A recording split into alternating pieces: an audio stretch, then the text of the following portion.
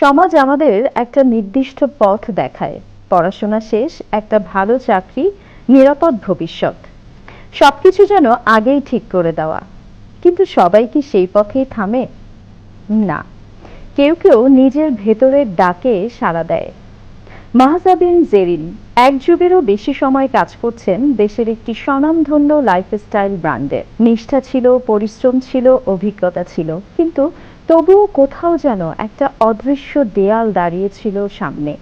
তিনি বুঝলেন প্রতিবন্ধকতা আসবেই, কিন্তু সেটা থামিয়ে দেওয়ার জন্য না, বরঞ্চ নতুন করে শুরু করার সাহস দেওয়ার জন্য। আর ঠিক সেই জায়গা থেকেই জন্ম নেয় মিডল বাংলাদেশ। এটা শুধু একটা ব্র্যান্ড নয়, এটা একটা সিদ্ধান্তের গল্প, নিজের পরিচয় তৈরি করার গল্প। তিনি চেয়েছেন এমন কিছু তৈরি করতে যা মানুষের প্রতিদিনের জীবনের সঙ্গে মিশে যায়, যা আরাম দেয়, সৌন্দর্যের প্রতিফলন ঘটায়, আর থাকে সবার সাধ্যের মধ্যে। কারণ তিনি বিশ্বাস করেন ফ্যাশন বিলাসিতা না, ফ্যাশন হওয়া উচিত সবার জন্য। পথটা সহজ ছিল না, প্রতিদিন নতুন চ্যালেঞ্জ, নতুন হিসাব, নতুন অনিশ্চয়তা। তবুও তিনি থামেননি, কারণ তিনি জানতেন তিনি থেমে গেলে তার স্বপ্নটাও একদিন থেমে যাবে।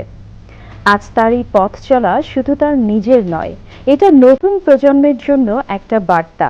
চাকরি সম্মানের, কিন্তু উদ্যোক্তা হওয়া আরো বেশি সম্মানের। ঝুঁকি আছে, কিন্তু সম্ভাবনাও আছে। মাহজাবিন জেরিন, যিনি বিশ্বাস করেন প্রতিবন্ধকতা কোনো শেষ নয়, এটা নতুন শুরুর দরজা।